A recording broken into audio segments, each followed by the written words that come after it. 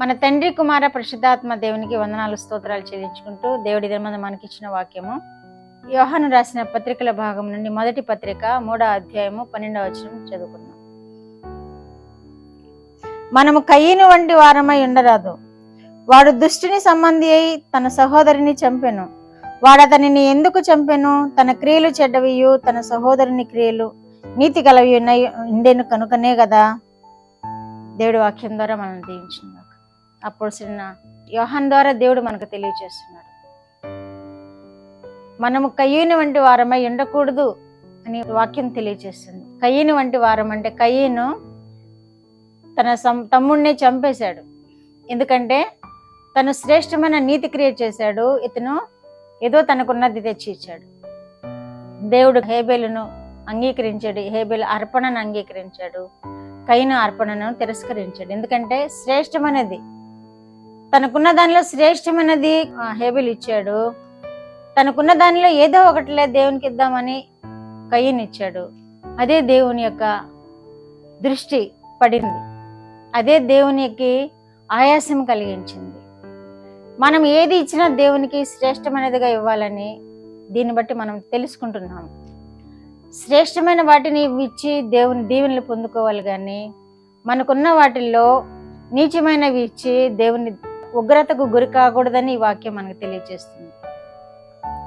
అతని క్రియలు చెడ్డవైనందున, తన తమ్ముని క్రియలు నీతి క్రియల వలన ఆ దుస్థితి కలిగింది కయీనుకి. నీతి క్రియలు అనీతి క్రియలు అని రెండు రకాలుగా ఇక్కడ చూపిస్తున్నాడు దేవుడు. మనము కూడా నీతి క్రియలు చేసి దేవుని ఆశీర్వాదాలు పొందుకోవాలి. కయీను వల్లే మనము అటువంటి తప్పులు చేయకుండా ఉంటే మనము కూడా నీతిమంతులుగా తీర్చబడతామని వాక్యం తెలియజేస్తుంది. మన క్రియల ద్వారా మనం నీతిమంతులమా అపరాధులమా మనము తీర్చబడతాం అన్నమాట దేవుని దృష్టిలో. మనుషులు తీర్చకపోవచ్చు, కానీ దేవుడు తీరుస్తాడు. మనుషులు పై వేషాన్ని చూస్తారు, ఏదేదో అపవాదులు వేస్తారు, నిందలు వేస్తారు, అన్ని వారికి నోటునకు వచ్చినట్టు మాట్లాడతారు. కానీ మన మాటలు, మన ప్రవర్తన, మన హృదయము, మన నీతి మన దేవుడు పరిశీలన చేస్తాడు. మన దేవుడు మనల్ని గమనిస్తుంటాడు. మన దేవుడు మనల్ని అన్నిటినీ చూస్తూ ఉంటాడు. మన మాటలు వింటూ ఉంటాడు, మన క్రియలు చూస్తూ ఉంటాడు, మన హృదయాన్ని చూస్తూ ఉంటాడు. హేబేలు వల్లే కృతజ్ఞతాపూర్వకముగా శ్రేష్టమైన జీవితం మనం జీవించినప్పుడు, శ్రేష్టమైన దానిని దేవునికి సమర్పించినప్పుడు మనము నీతిమంతులముగా తీర్చబడతాము. ఒక అర్పణ ద్వారానే నీతిమంతుడిగా తీర్చబడ్డాడు, ఒక అర్పణ ద్వారానే అనీతిమంతుడిగా తీర్చబడ్డాడు కయీను.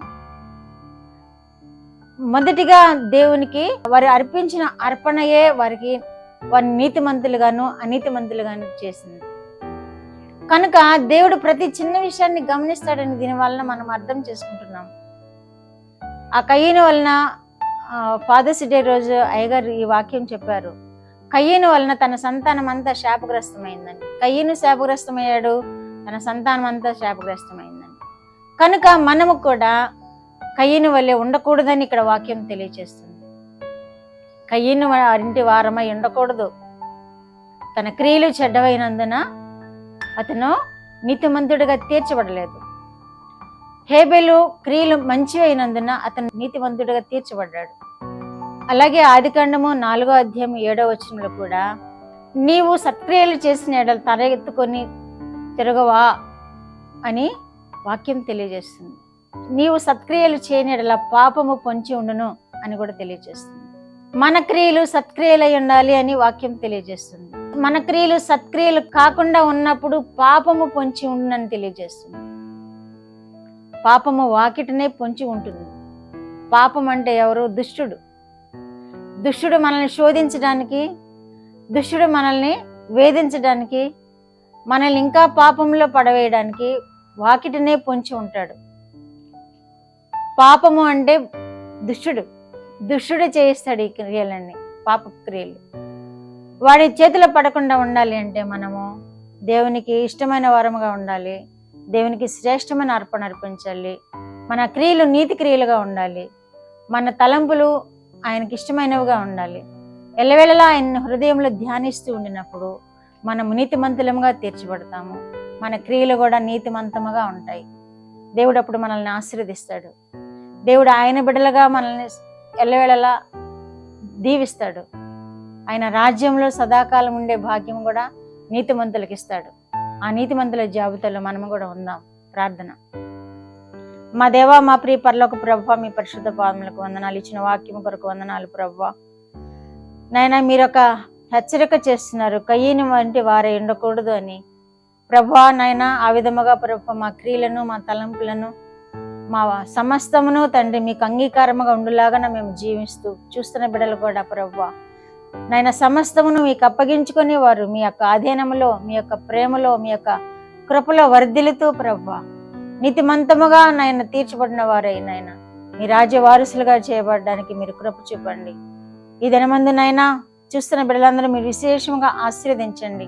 వారు కోరుకుంటున్న దాన్ని వారికి జరిగించండి. మీరే మహిమ పొందమని యేసుక్రీస్తు వారి పేరిట మనలో మీ పాదములతో వేడుకుంటున్నాను పరమ తండ్రి. ఆమేన్.